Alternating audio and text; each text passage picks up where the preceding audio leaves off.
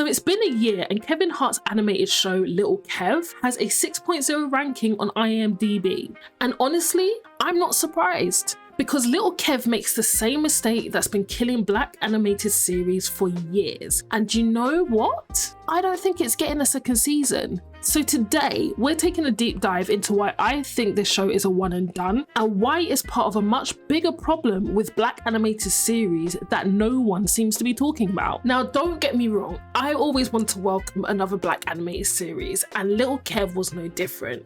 But I'm gonna be honest with you, that trailer, something felt off. And when I actually watched the premiere, it confirmed what I was already thinking. So for those who don't know, Lil Kev is an animated retelling of some of Hart's childhood experiences while he was growing up in North Philly in 1993, an area that has been known to experience social and economic challenges, to name a few. But despite my concerns, I watched the series premiere of the show and I was still disappointed. It seemed like the show confirmed my initial worry, and that is, while the aesthetic choices of Lil Kev are super engaging, at least for me as an artist, it was not enough to make the premiere an engaging watch. And that is, Lil Kev regurgitates one narrow aspect of African diasporan or African American culture that we've seen before. And regardless of how hard I tried to be open-minded, the premiere kicks off by highlighting challenging tropes often highlighted in impoverished communities. So for instance, Kevin's mum in the show is portrayed as a single Black mother who is presented as abrasive and low-key kinda spiteful. I was particularly disturbed when she said to Kevin, "If I have to destroy your spirit and individuality in the process, so be it." While I guess this line was put in to add some comedic light to the scene, it did the opposite for me. It reinforced a stereotypical negative portrayal of Black single mothers, portrayals which often allude to the inaccurate idea that single mums are often seen as detrimental to the nurturing of masculinity in their sons. I also took issue with the fact that Hart's mum seemed to praise her eldest son because he seems to think like her, even though his brother's behaviour is often questionable. To be fair, the relationship dynamic between Lil Kev, his mother and brother, is not too far-fetched. And speaking as a middle child, it is usually the eldest child that seems to be better equipped to get under the radar of their parents. Maybe I'm just projecting. So while I appreciate that the show is a reflection of Hart's childhood accounts, the themes can add fuel to some ongoing skepticism around BET's reputation, intention, and influence over Black pop culture. That is, some contemporary media has taken satirical shots at the network's perceived attempts to bolster negative stereotypes around certain social groups. All this to say that at present, Lil Kev seems not to be renewing for a second season, and its short run doesn't really surprise me. While it's familiar, the show's narrative doesn't offer a unique concept that could appeal to a variety of adult audiences. But if you know me, or you've been on this channel for a while, you know I don't like offering opinions without a rationale. So let me get into why I came to this reasoning. So as part of the research for this video, I created a criteria of what I class as an engaging Black adult animated series, which seems to be well received by its audiences.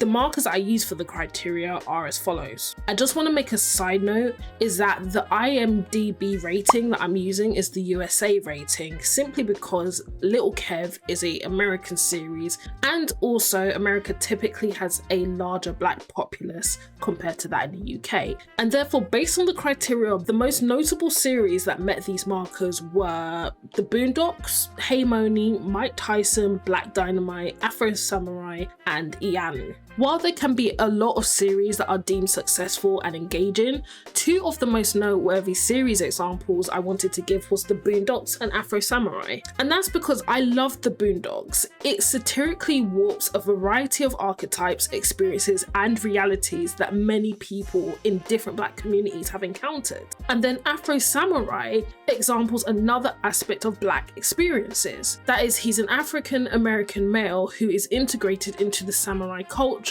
And while we can argue that the concept is less likely to reflect the common own experiences on many Black communities, there is historical precedence of martial art practices intertwined with African history and culture.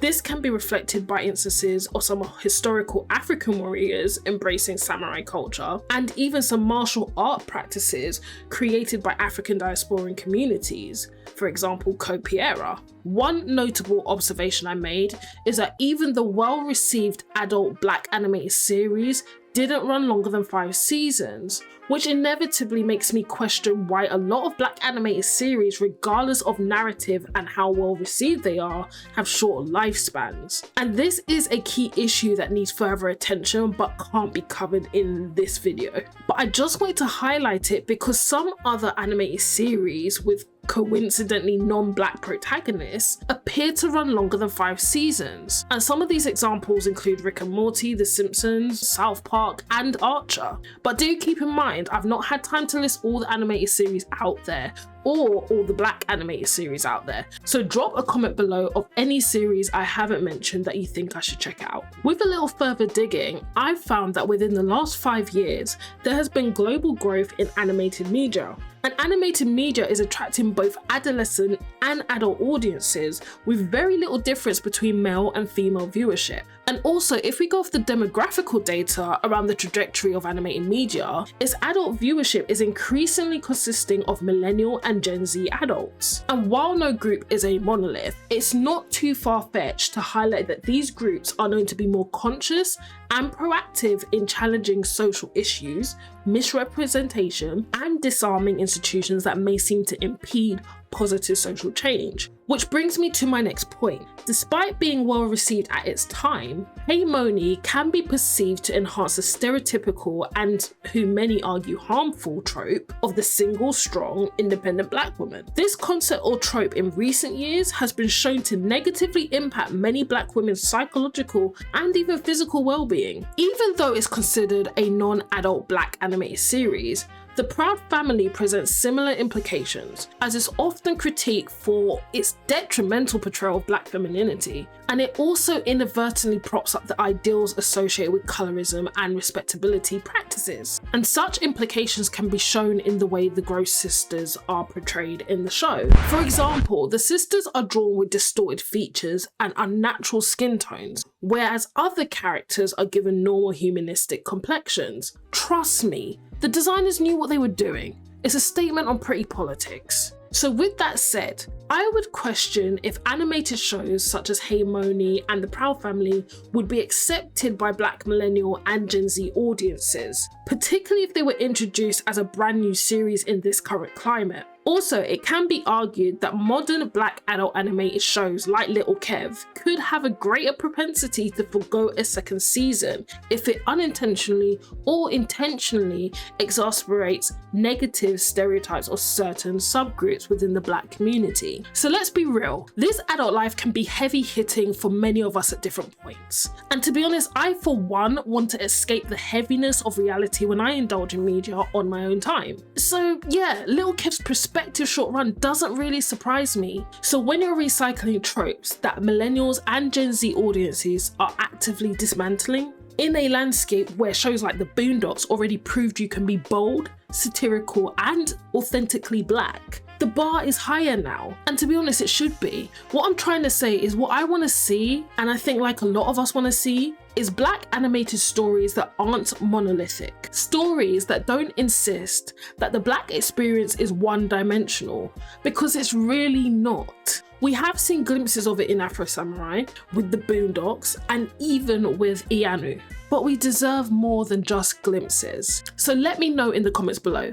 what Black animated series do you think actually got it right? And which ones do you think deserve more seasons than they actually got? And if this is your first time here, I make deep dives like this on representation in media, indie games, and storytelling. So if that sounds like your thing, subscribe, and I'm gonna see you in the next video, guys. Bye!